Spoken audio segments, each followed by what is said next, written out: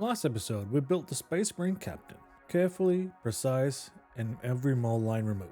That was the Marine way. This episode, we're building Orks. And I want to tell you right now, the rules have changed. Orks are brutal, they're scrappy, they're cobbled together from whatever they can find. And that means building them is an entirely different experience. Welcome back to Avanor Hobbies. This is episode 3 in the 11th edition Armageddon series.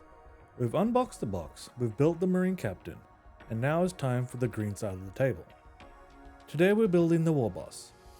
He is the centerpiece of the Ork half of the box. And honestly, he's one of the most satisfying models to put together in this entire set. Big parts, great detail, and the Ork aesthetic means you've got more freedom than you think. The same concepts from episode 2 carry across here. Dry fitting, peg trimming, the 2 glue system, but the mindset is a bit looser. So let's get into it.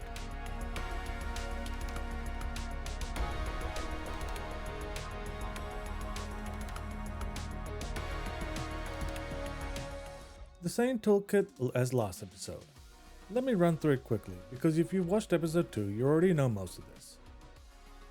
Clippers. For those flush cuts, those are non-negotiable for any build. The hobby knife. For trimming, cleaning, and the trick to keep coming back to the back of the spine of the blade for scraping mold lines. Files and sanding sticks for smoothing after the knife work. And the glue.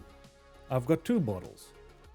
One Tamiya Thin Plastic Cement primary glue, which melts the plastic surfaces and fuses the parts together. And the other, the sprue glue. Same deal as last episode, it's a bottle of Tamiya Thin with a few bits of sprue dropped in. The solvent melts the plastic into a gloop over time, and the gloop is now your gap filler.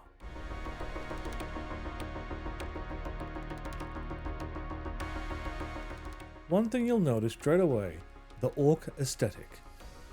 Means a lot of these surfaces are textured. Rivets, armor plates, rough edges, that texture is your friend, because it hides minor imperfections naturally. This is a fundamentally more forgiving build than the Captain, and that is by design.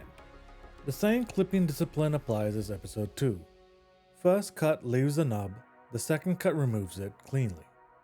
Don't try and clip it right at the part on the first go. You risk stress marks or pulling the plastic. 2 cuts every time on every part. Now the mold lines. Here's where Orks get interesting. The mold lines are there and you should still remove them. But you need to pick your battles. On flat surfaces, smooth surfaces like the Warboss armor plates, remove them cleanly.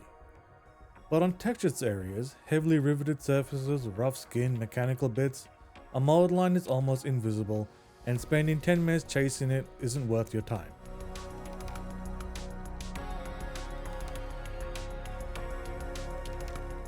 The key areas to hit on the Warboss are the face, the smooth armor panels, and the weapons. Those are parts people's eyes will go to first. Clean those well.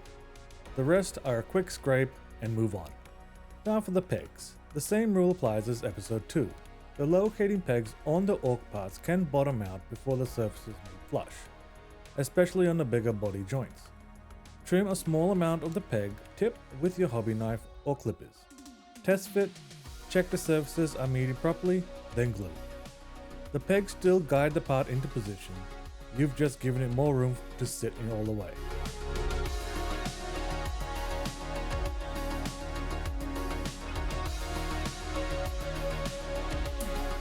The golden rule for any build is dry fit first. Every single part, every single time before you glue goes anywhere near it. I want to talk about something for a minute, because I think it actually matters for how you approach this hobby. Orks are therapeutic, and I mean that genuinely. When you've been agonizing over a perfect highlight or a clean mold line removal on a fine detail marine, picking up an Ork and just building it is like a reset. The aesthetics reward a looser hand. The lore literally says that things are held together with bits and luck. There is freedom in that. If you're new to the hobby and you've been feeling a bit intimidated, build the Orks first. The forgiving nature of the aesthetics will build your confidence faster than anything else. By the time you come back to the Marines with confidence, your Marine builds will be better off. And for your veterans out there, building the Orks and enjoying not having to care as much on one afternoon is good for you. And that's the Warboss, built, checked, and ready for primer. The same workflow you just watched carries over to the rest of the Ork half of the box. Clip clean, remove mold lines where they matter, trim the pegs, dry fit everything, glue with thin cement, fill the gaps with sprue glue, and that's the whole process. If this was useful, hit the like button. It makes a real difference for Avanor Hobbies, and it helps the series reach more people in the hobby community. Subscribe if you haven't. We drop episodes regularly, because episode 4 is the one that a lot of you have already been asking for.